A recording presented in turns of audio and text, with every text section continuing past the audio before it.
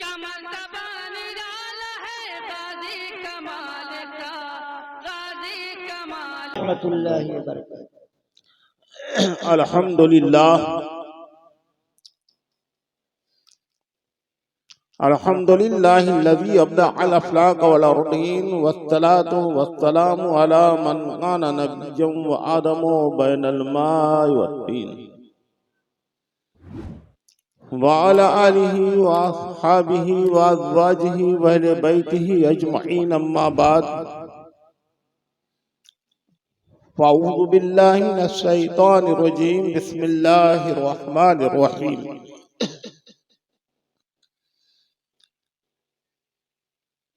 يا أيها الذين آمنوا اتقوا الله وكونوا مع الصادقين صدق اللہ العظیم وصدق رسولہ النبی الامین الکریم۔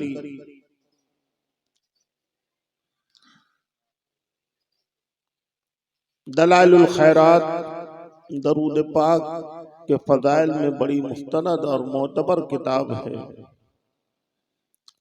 اس کے اندر ہی حدیث پاک میں نے پڑھی، سوچتا ہوں آپ تک بھی وہ حدیث پاک پہنچا دوں۔ آقائے کونین صلی اللہ تعالیٰ علیہ وسلم ارشاد فرماتے ہیں کہ انی اسمع صلاۃ اہل محبتی و عارفوں، میں اپنے اہل محبت کے درود کو خود سنتا ہوں اور ان کو پہچانتا بھی۔ کہہ دو سبحان اللہ۔ سبحان اللہ، سبحان اللہ۔ آپ نگوہی کی سرزمین سے اگر محبت کے ساتھ پیارے آقا صلی اللہ تعالیٰ علیہ وسلم کی بارگاہ میں درود پاک کی ڈالیاں نچھاور کریں گے تو سرکار فرماتے ہیں کہ میں خود سنوں گا۔ آپ پڑھیں گے وہاں سرکار سنیں گے، اور سنیں گے ہی نہیں بلکہ آپ کو پہچان بھی لیں گے کہ فلاں محبت کرنے والا، فلاں عاشق یہ میرے اوپر درود پاک پڑھ رہا ہے۔ اور جس کو سرکار پہچان لیں تو سمجھ لو کہ اس کا بیڑا پار۔ بے شک بے شک۔ یقیناً یہاں پہچانیں گے تو ہمیں امید ہے کہ آقا وہاں ہمیں بھولیں گے نہیں، وہاں بھی ہم کو پہچان لیں گے اور اپنے ساتھ ہمیں بھی جنت کی بہاروں میں لے جائیں گے۔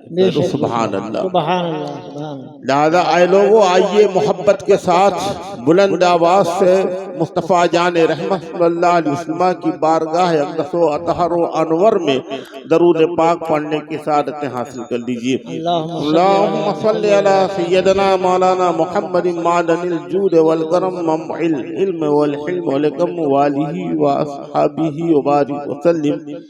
صلاۃ و سلام علیک یا رسول اللہ، یا حبیب اللہ۔ آپ کی نظریں حضرت کا دیدار کر رہے ہوں اور آپ کے کان میری ٹوٹی پھوٹی گفتگو کی طرف لگے ہوں، یہ میری آپ سے گزارش ہے۔ حضرت کا فیضان کرم ہوا تو انشاءاللہ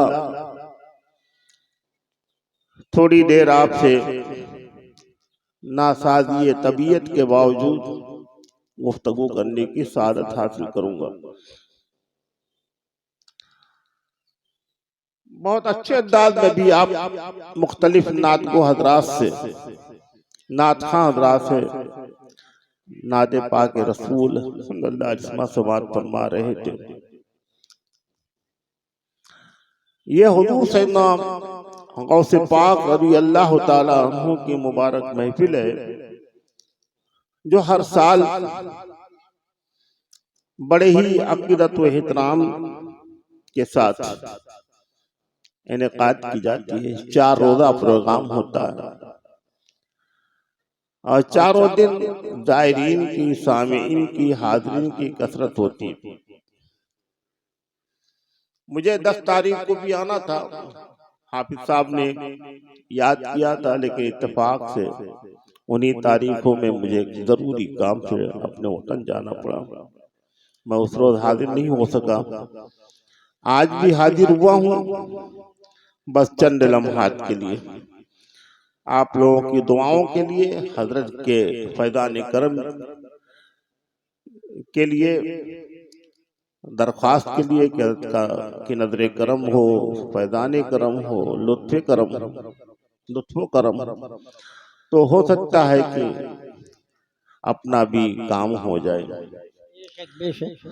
اور سب سے زیادہ ایک مومن کے دل میں یہ آرزو ہوتی ہے، یہ تمنا ہوتی ہے، یہ امنگ ہوتی ہے کہ ایمان پر ہمارا خاتمہ ہو۔ بس ہم سب کی یہ دعا ہونی چاہیے ایک دوسرے کے لیے کہ اللہ تعالی ہم سب کو ایمان پر خاتمہ نصیب فرمائے، اور جب تک اس جہان آب و گل میں رب کائنات ہم کو رکھے، ہم اسلامی اصول و اقدار کے مطابق زندگی گزارتے ہیں۔ آمین۔ حضرات، آج میں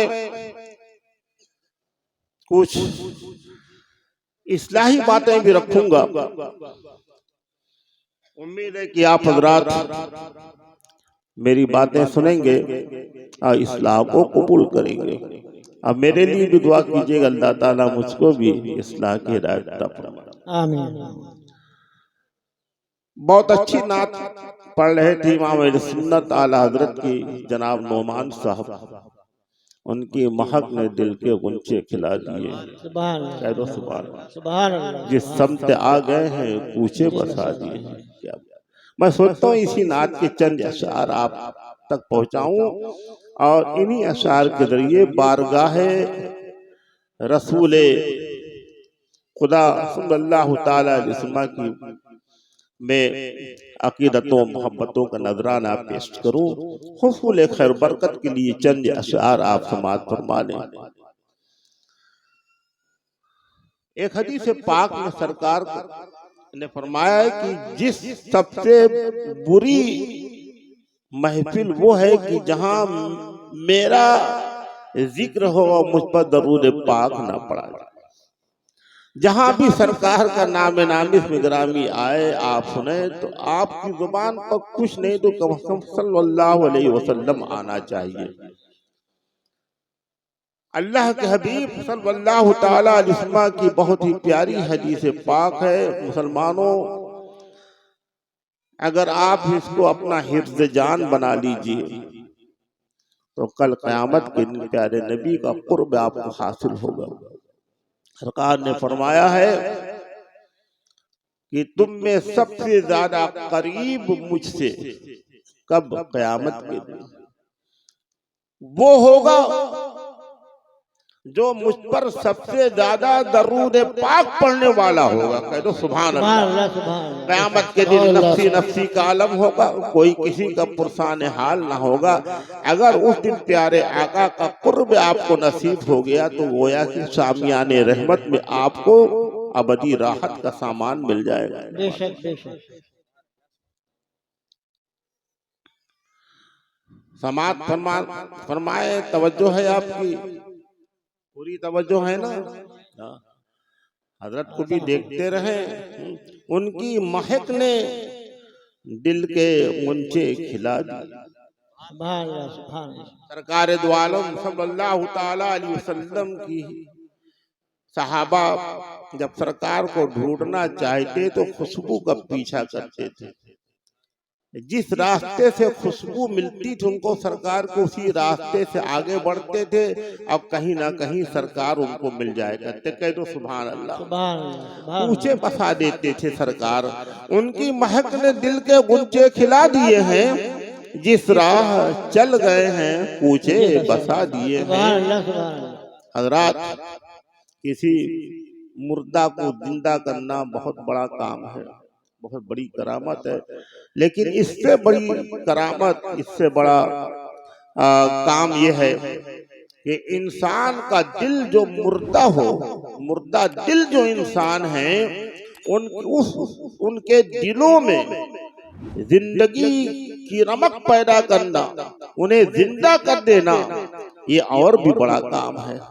پیارے حبیب صلی اللہ تعالی علیہ وسلم نے مردوں کو زندہ تو کیا، لیکن اس سے بڑا کام یہ کیا کہ اس دور میں جبکہ لوگ انسانیت سے پیدل تھے، آدمیت کی رمق ان کے اندر نہیں تھی، تہذیب و تمدن کا زوال ہو چکا تھا. زندہ لڑکیوں کے ساتھ زندہ لڑکیوں کو درگور کر دیا کرتے تھے. سوتیلی ماؤں کے ساتھ نکاح کر لیا کرتے تھے. چھوٹی باتوں کو خونریز جنگوں کا بہانہ بنا لیا کرتے تھے. ایسے تاریخ ترین دور میں پیارے آقا صلی اللہ تعالی علیہ وسلم نے ان کے دلوں میں محبت کی جوت جگائی, ان کو ہدایت کے راستے پر گامزن کیا, ان کے مردہ دلوں کو زندہ فرما دیا. بے شک سبحان اللہ سبحان اللہ. اعلیٰ حضرت کی ایک دل ہمارا کیا ہے آزار اس کا کتنا, تم نے تو چلتے پھرتے مردے جلا دیے. سبحان اللہ سبحان اللہ. تم نے تو چلتے پھرتے مردے جلا دیے ہیں, ان کے نثار کوئی کیسے ہی رنج میں ہو. کیا بات ہے. سرکار کی جب یاد آتی ہے نا تو آدمی اپنا سارا رنج و غم بھلا دیتا ہے. ان کے نثار کوئی کیسے ہی رنج میں ہو, جب یاد آ گئے ہیں سب غم بھلا دیے. سبحان اللہ سبحان اللہ. جب یاد آ گئے ہیں سب غم بھلا دیے ہیں, آنے دو یا ڈبو دو اب تو تمہاری جانیں. کہتے ہیں کہ سرکار اعلیٰ حضرت جب حج کو تشریف لے جا رہے تھے اپنی والدہ ماجدہ کے ساتھ, پانی کے جہاز پر سوار تھے. بیچ سمندر میں جب جہاز پہنچا تھا نا تو جہاز ہچکولے کھانے لگا. تلاطم خیز موجوں نے اتنی زبردست اس کو زبردست تھپیڑے لگائے, پانی جہاز کے اندر آنے لگا. لگتا تھا ان طوفان خیز موجوں میں جہاز ابھی ڈوب جائے گا. کپتان نے بھی اعلان کر دیا کہ تمام لوگ کفن پہن لیں, جہاز ہمارا ڈوب رہا ہے. متلاطم موجوں نے جہاز کو ایسے تھپیڑے لگائے ہیں کہ اب چند ہی لمحوں میں جہاز ڈوبنے کے قریب ہے اور ڈوب جائے گا. تمام جہاز میں کے لوگوں میں ہاہکار مچ گیا, افراتفری کا عالم پیدا ہو گیا, آنکھیں اشکبار ہو گئی. زندگیوں کا خاتمہ ان کو اپنے سامنے نظر آنے لگا کہ اب چند ہی لمحوں میں جہاز ڈوب جائے گا. ایسے میں اعلیٰ حضرت اطمینان و سکون کے ساتھ اوراد وظائف کے پڑھنے میں, تصنیف و تالیف کے کام میں, اللہ کے ذکر میں مصروف تھے. بے فکری کا عالم تھا, جیسے کچھ ہوا ہی نہیں. نہ لوگوں کے شور و غل کی آواز ان کے کانوں تک پہنچ رہی ہے, نہ چیخنے چلانے کا ان کے اوپر کوئی اثر ہو. ان کی ماں نے کہا, احمد رضا کیا تمہیں کچھ پتا نہیں کہ کپتان نے اعلان کر دیا ہے کہ جہاز ڈوب رہا ہے, لوگ کفن پہن لیں, اور تم اطمینان کے ساتھ اللہ کے ذکر میں مصروف ہو. دعا کرو کہ اللہ تعالی ہمارے جہاز کو طوفان خیز موجوں سے بچا لے. یقین دیکھو, اعتماد دیکھو. جو اللہ والا ہوتا ہے نا, جو اللہ کی ذات پر کیسا یقین رکھتا ہے, کیسا بھروسہ رکھتا ہے, پیارے آقا کے فرمودات پر کیسا سچا یقین اس کو ہوتا ہے کہ جو کچھ سرکار نے فرمایا بالکل حق. اعلیٰ حضرت نے فرمایا, امی جان جب جہاز پر میں بیٹھ رہا تھا اس وقت میں نے سرکار کی تعلیم کی ہوئی یہ دعا پڑھ لی تھی, بسم اللہ مجرہا و مرسہا ان ربی لغفور رحیم. جو یہ دعا پڑھ کر جہاز پر یا کشتی پر بیٹھتا ہے, جہاز اور کشتی ڈوبنے سے محفوظ ہو جاتی ہے. میں نے وہ دعا پڑھ لی تھی. میرا یقین کہتا ہے, میرا اعتماد کہتا ہے, میرے آقا کی بات پر مجھے پورا بھروسہ ہے کہ طوفان ٹل جائے گا, جہاز نہیں ڈوبے گا. سبحان اللہ. اتنا فرمانا تھا کہ جہاز جو ہچکولے کھانا بند کر دیتا ہے, ہوائیں نارمل ہو جاتی ہیں اور جہاز آرام سے اس بھنور سے باہر نکل آتا ہے. حضرات لوگوں میں خوشی کی لہر دوڑ جاتی ہے. اعلیٰ حضرت اسی موقع پہ غالباً یہ شعر پڑھا تھا, کہا تھا کہ آنے دو یا ڈبو دو, آنے دو یا ڈبو دو, اب تو تمہاری جانب کشتی تمہیں پہ چھوڑی لنگر اٹھا دیے. سبحان اللہ سبحان اللہ کشتی تمہیں پہ چھوڑی لنگر اٹھا دیے ہیں. اور آپ دیکھو کہ مصطفیٰ جان رحمت کی داد و دہش کا عالم کیا تھا, جود و سخا کا عالم کیا تھا. بڑے بڑے ارباب جود و سخا پیدا ہوئے دنیا میں, لیکن مصطفیٰ جیسا صاحب جود و سخا کوئی نہیں پیدا ہوا. لوگ کبھی نہ کبھی اپنی زبان سے کہہ دیتے ہیں کہ بابا معاف کرو, جاؤ, ہمارے پاس کچھ نہیں ہے کہ نہیں. ہمیشہ دینے والا بھی کبھی کبھی انکار کر دیتا, لیکن اعلیٰ حضرت کا عالم تھا. اعلیٰ حضرت فرماتے ہیں کہ واہ کیا جود و کرم ہے, شہ بطحا تیرا نہیں سنتا ہی نہیں مانگنے والا تیرا. ایسے تھے. اور سنو اعلیٰ حضرت کیا فرماتے ہیں یہاں پر کہ میرے کریم سے, توجہ, میرے کریم سے گر قطرہ کسی نے مانگا,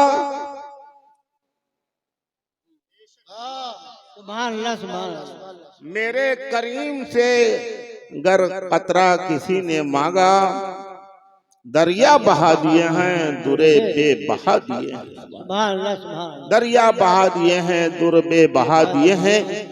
اور آخری شعر جو مقطع کا وہ سماعت فرما لو کہ ملک سخن کے شاہی تم کو رضا مسلم, ملک سخن کی شاہی تم کو رضا مسلم, جس سمت آ گئے ہو سکے بٹھا دیے. سبحان اللہ. حضرات یہ تو نعت پاک تھی جو خیر حصول خیر برکت کے لیے میں نے آپ کے سامنے رکھی ہے. اللہ تعالیٰ اپنے محبوب کی بارگاہ میں ان اشعار کو قبول فرمائے اور ہم سب کے لیے ذریعہ نجات بنائے. اب میں گفتگو کرنے جا رہا ہوں اس عظیم المرتبت ہستی کی, اس اللہ کے بلند پایا ولی کی, جس کو دنیا غوث اعظم کے نام سے یاد کرتی ہے. سبحان اللہ.